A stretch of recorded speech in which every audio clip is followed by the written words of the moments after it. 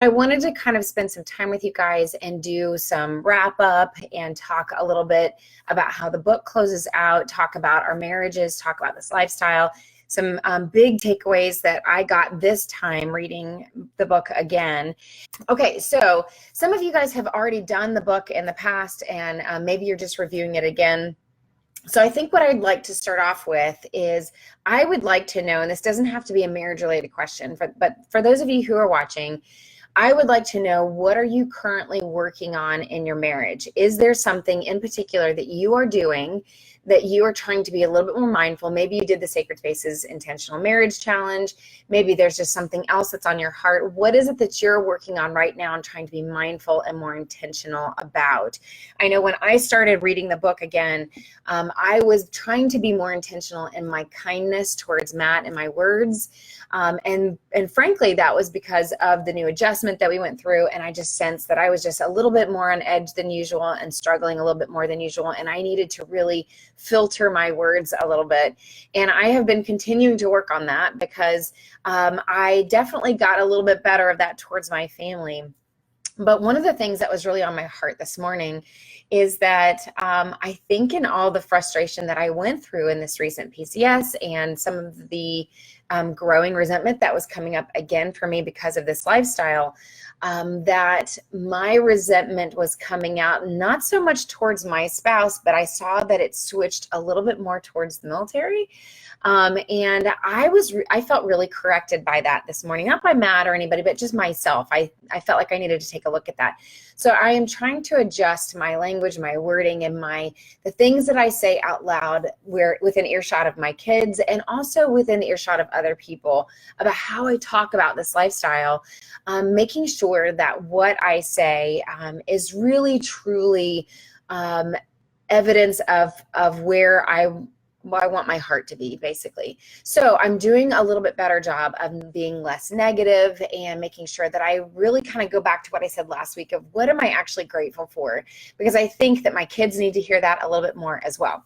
So I would like to know from those of you who watch this later as well, please just chime in and let me know how you're doing, what you're working on, and if there's something specific that you're working on with your marriage, or is there something that you're working on personally, individually? What is it that you're being mindful and more intentional about? But the topic that I wanted to cover today is kind of centering around the topic of role reversal, because that's kind of the way that the book ends, where you really get to see that Matt and I, even though I took this trip overseas and it was only a week long, we really had this unique opportunity to have a role reversal. And we weren't expecting that, but it actually turned into that. And so while I'm making phone calls from Afghanistan and he's picking up the phone tired, while he's receiving household goods, while he's holding down the home front, watching the kids, doing all of that, we really experienced a very unique role reversal opportunity that surprised us both, and we got to see each other's perspective.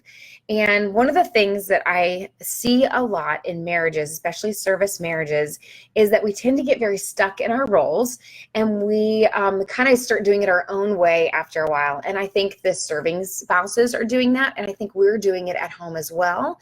And then what happens, we are begging for the opportunity for those roles to get switched. But whenever we have, let me just talk to the spouses out there, the supporting spouses, when we have the opportunity to go and do something, whether that's go out with some girlfriends or with some friends, when you get to have some time by yourself, or you get to go on a trip, or whatever that is, I find that you leave and you have this opportunity for a role reversal moment where your serving spouse gets to hold down the home front with the kids and the chores and whatever is going on at home. And then I see spouses nitpick and just completely rip apart the way the serving spouse is doing once that role reversal is happening. And I know for me during this trip, one of the things that I really got to see is what it's like to be on the other side of that, looking in on the home as it's playing out. And so let me just kind of speak to my side for just a second. So from the serving member's perspective, and again, I only had a week, and I've experienced this a little bit more as I've gotten to travel too, but as I was overseas and watching from the outside, a couple of the things that came up for me was, number one, how I did feel like I was missing out, how much I appreciated hearing about what the kids were doing and how they were doing and how the move was going. And I really enjoyed those little details. And so I want to encourage the supporting spouses out there that are watching that those little details actually matter. Unless they tell you otherwise, those little details, the window into what's going on in your home. I know sometimes we're like, those are the mundane things, and maybe they're not really worth sharing. Maybe he doesn't even really care about that stuff. And I can tell you that they actually do. So when I would get an email of how the kids were doing or what he worked on that day, it actually made a huge difference in making me feel like I was released to do what it was that I was there to do, knowing that everything back at home was completely fine and that he had it under control and that maybe he was having a good time doing it. So it was nice to receive that information. And so I want to encourage you guys to do that. I mean, of course you have these moments of like, oh, I feel guilt or I feel like I'm missing something, but that is evidence of love, I think. And that is evidence that we have a great relationship with our kids and with our spouse. And so I don't think that we should ever push that away or aside. And it's okay. It's okay for your serving spouse during deployment or separations to feel a bit of that twinge of guilt, as long as we aren't making them feel that way, right? So it's okay for them to miss you and wish that they were there and have that feeling for just a moment, because those are the moments that we just kind of sit in those feelings and realize, I only feel guilty right now. I only feel disconnected right now because I love you and I hate that I'm missing out on something, as long as we have a way to pull ourselves out of that. So I would definitely encourage us as supporting spouses at home to not be heaping that guilt on our spouse if they're separated. But I also want to speak to you guys about my perspective of what it was like to see Matt do so great at home with the kids at home. And for him, it was, well, for me, it was awesome to see him succeed. It was awesome to see him feel that like he was going to miss my phone call and that he had to juggle so many things at once. He really talks about in the book the struggle of that. Like the one time that I called from overseas, he was out to eat with the boys, trying to get them to eat and not melt down, and it was too late and everything was falling apart, and yet he's trying to pick up the phone and he doesn't want to miss the call. And so it was a really great opportunity for us to switch roles, and it was awesome. So I think what Matt got out of it is that he got to experience a little bit of the juggling, a little bit of all the multitasking that needs to happen, the empathy that's required, being at home, taking care of the kids and thinking about everybody's feelings and what everybody's needing in the moment. That was really good for him too. But what he did not need, which I held back, it was really hard, and it surprised me how difficult it was for me, which is a good sign for us to all be maybe more self-aware about it. But I really had to hold back, not correcting him, not telling him a better way to do something, not telling him how I would do it. It really took a lot of self-control and restraint for me to hold myself back and go, you know what, I'm going to let you do it your way. You're dad, right? Be a dad, be an awesome dad, go and do great things. And you don't have to do it my way. And let him win in that. And I think that that is a lesson that we all need to hear on both sides. But I do have a majority of supporting spouses that are listening to me and following me. So I'm going to speak to us because that's where I hear the most as far as having the most difficult time letting go of that control. And so here's the thing. In marriage, we both want to win. In marriage, we both want to get it right. And if we are not giving our spouse opportunities to get it right, then that's when we're going to have a lot of strife and a lot of tension. You are married to somebody who's completely different from you, with a different set of baggage, different set of experiences, but also a different set of strengths and talents. And so you are married to someone different from you because it's supposed to complement what you have. So if you always do things your way, and if he always does things your way, then you're never going to get to see your spouse at their best, bringing what they bring to the table. And so especially when it comes to parenting, if you have kids, this is a really great arena that I know brings a lot of tension and conflict, but is so, so important to allow your kids to experience two very different parenting styles. As long as you agree on the big things, the big values, the big chores, right versus wrongs, those big values. Really, it really just comes down to values. But as long as you guys agree on the big stuff, the little stuff, they need to see two different personalities, two different ways of doing things, and so do you. And so we have to have some restraint when it comes to um, letting our spouse win in the home, because they go and do awesome things at their job, and you probably go and do awesome things too outside of the home too. But when we're in the home together, we need to give them that space to do it, and maybe we might even learn a new way of doing things. And I'm speaking to myself here too, that there needs to be that balance in the relationship, that sometimes it's just easier for me to want to do it my way, or for me to even step in when we're both in front of the kids, when it's not about separation and we're actually both at home. If we are both stepping in and trying to parent at the same time, sometimes it takes a lot of restraint and self-control for us to step back and maybe not control the situation and let them get a win in. Let me give you actually a super vulnerable example of this. So yesterday was one of those moments where our middle school son reminded us that he had this big project that he had to complete by today, Monday.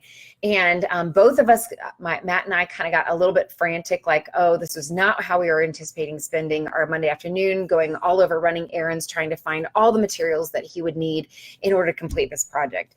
And so I think in our effort to get it done, those errands, as quickly as possible and as efficiently as possible, we both were trying to help him figure out what it was that he was trying to do.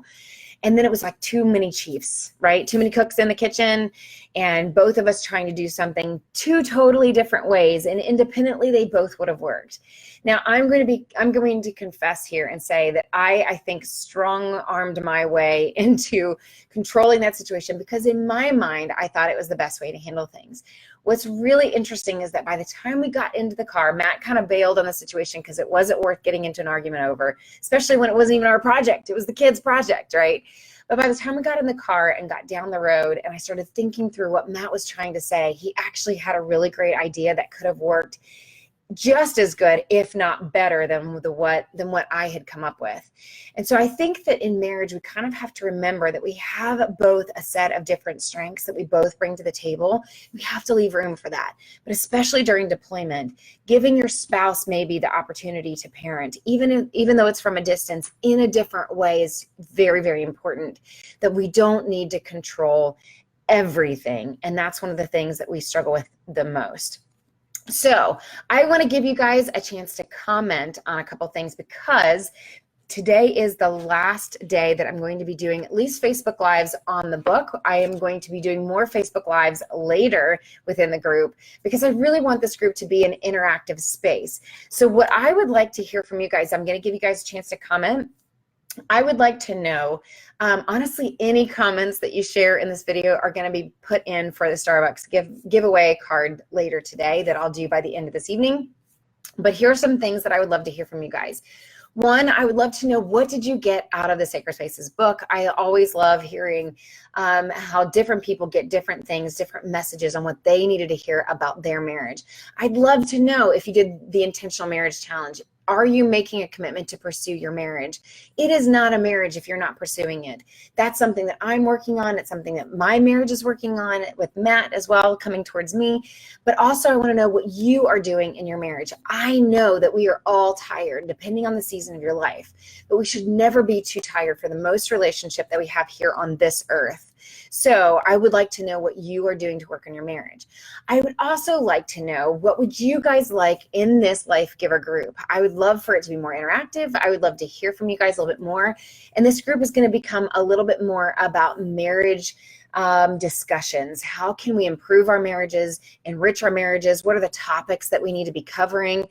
Maybe we will have opportunities to talk a little bit more on a deeper level about how the podcast episodes are affecting you, and get some feedback from you guys on your feelings on that. So I'd also like to know what you would like for this group to be about, so that I can make this group a place for that. Let's see, the last option that I wanted to give you guys is I would like to know, what topics in marriage do you feel are not getting covered in the military or service space? So if you're a first responder, military, what topics do you feel like are hard to find and hard to get answers to? Over the weekend, I was actually doing some research on what were some military or first responder marriage resources, and there just wasn't a lot out there. And so I want to definitely work harder to get you guys the right content so that your marriages are encouraged as much as possible. So I'd love to hear from you guys. What would you like to see covered, or what are the topics that you don't often see covered? Yes, I think that we can go to any marriage kind of content, but there's something about our lifestyle that's just a little bit different. We're a little bit more gritty, a little bit more difficulty of uncertainty and chaos happening in our life. And I want to make sure that we address the right topics for you based off of the lifestyle. So I want to thank you guys for joining me on the book club. I want to thank you guys for joining me on all the videos. I know that you guys were doing such a great job joining me on my main Facebook page for those. The last chapter is my spiritual reflection of the entire trip. And I think I want to close out today and just tell you guys that trip was an insanely crazy opportunity, that there were some things I didn't share in the book. And one of the things that I didn't really share was that I was in a huge, what I'd like to call spiritual battle throughout the trip, in that I really desperately wanted to do the trip well. I wanted to do it right. And I knew that God had opened the doors for me to go on this trip for a reason. But what's crazy is that I didn't know what that reason was. And the whole time I was on the trip, yes, I was sitting in the pocket of my five senses. I was trying to understand my spouse better. That was the main mission that I was there to do. But I didn't understand in the moment why God would allow me. Like, why not somebody else? Why wasn't there a Gold Star widow going on this trip? Why wasn't there a Gold Star mother going on this trip? Why was it me, Corey Weathers, going on this trip? And the whole time I was really frustrated because I felt like God was silent. And I felt like I was out of place, and I was in an awkward situation, and nothing made sense. And it just felt like I was walking through like the fog, if that makes any sense. And what I didn't know is that I wouldn't get the answer until I would sit down and start writing this book. And it was this book that launched discussions in so many marriages of how they can actually start working on their marriage, and that how this lifestyle of separations don't have to pull us apart. Post-traumatic stress disorder does not have to pull you apart from your spouse. Trauma, all of these things that come up in our service lifestyle don't have to pull you apart in your marriage. They can actually make you stronger.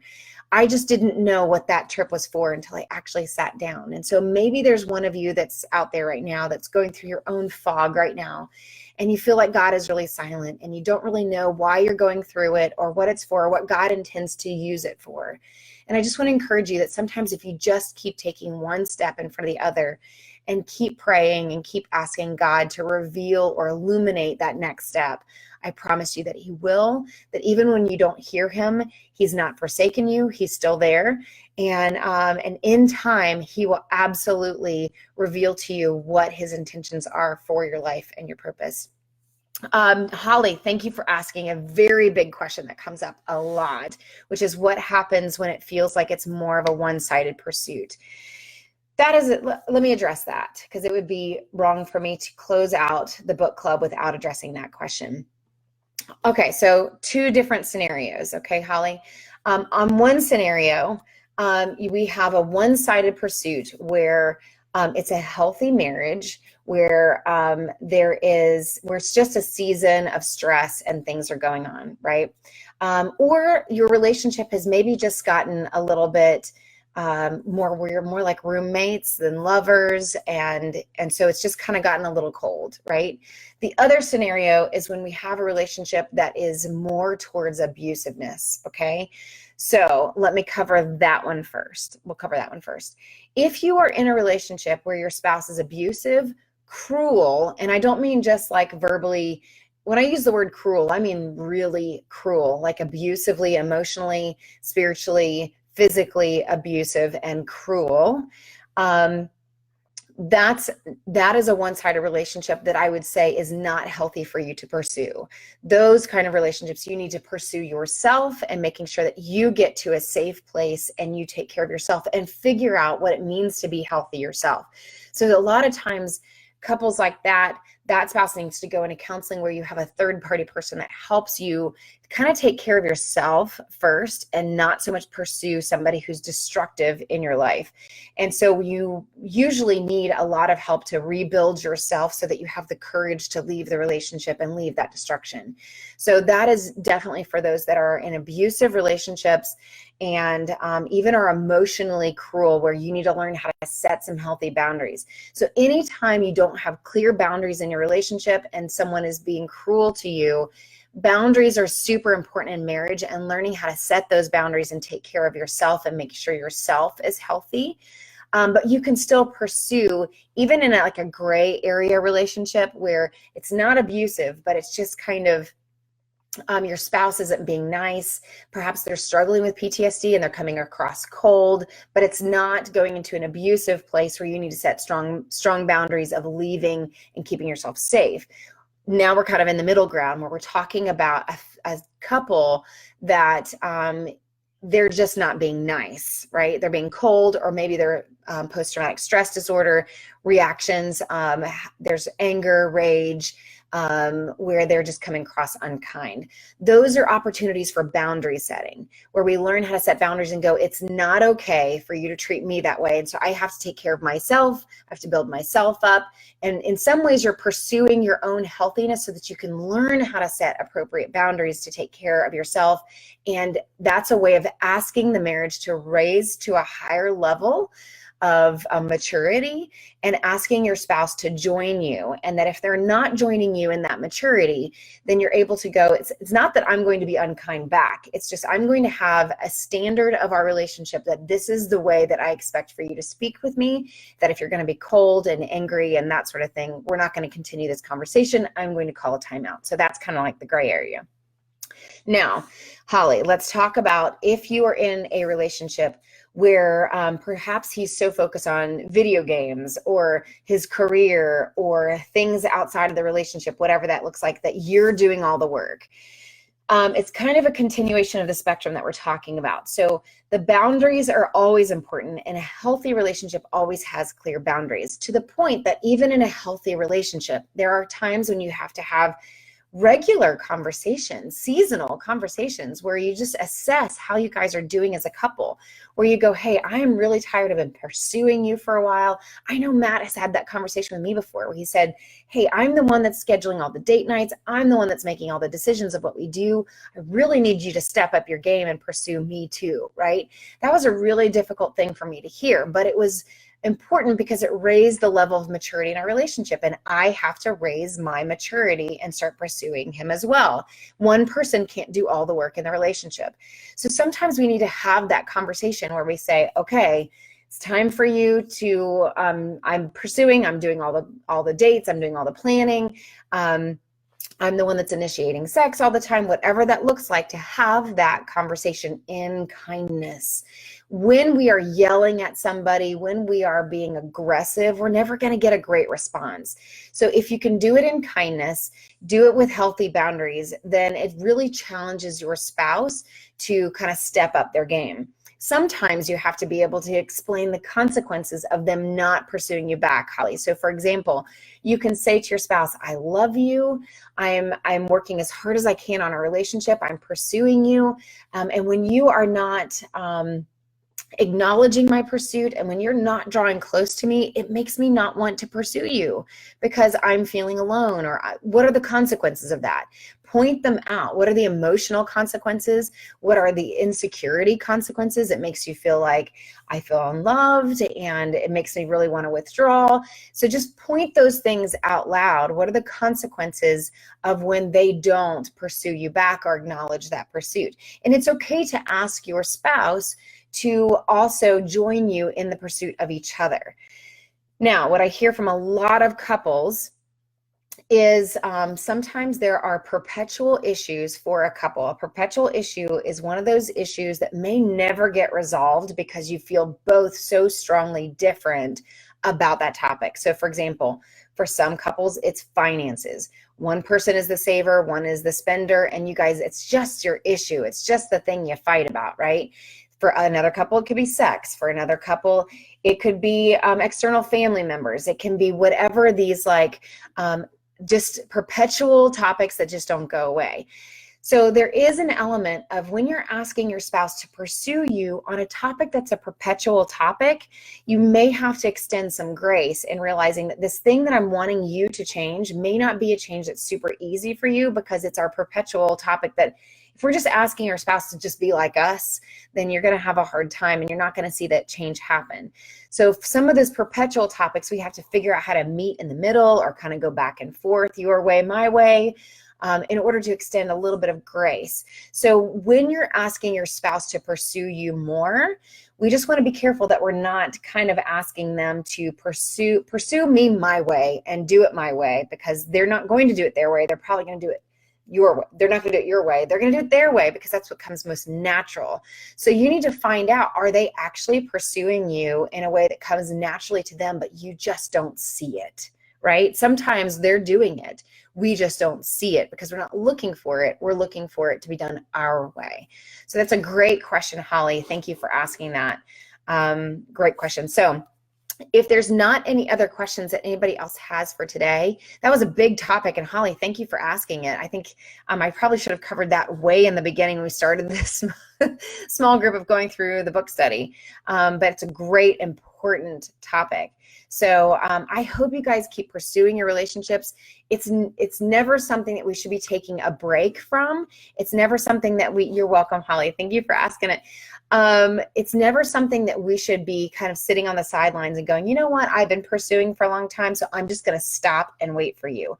Unless you're in an abusive relationship where it's time to set some very healthy boundaries and you stop pursuing in order to be in a safe place and taking better care of yourself and working on yourself for a little bit.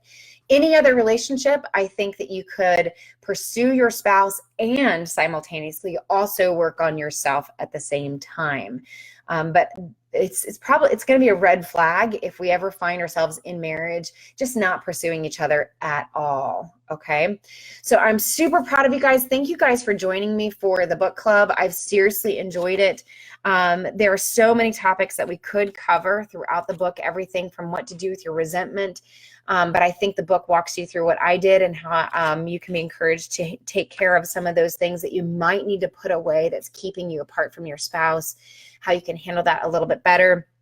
It talks a lot about role reversal, understanding your spouse, and I would encourage you supporting spouses out there to give this book to your serving spouse and let them read it, because I think it's just as encouraging for them as well, and I think that they would get a lot out of it too.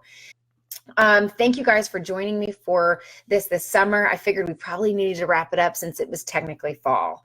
So I learned a lot in this process too. Thank you guys for joining me, and I'll see you guys next time. Bye, guys.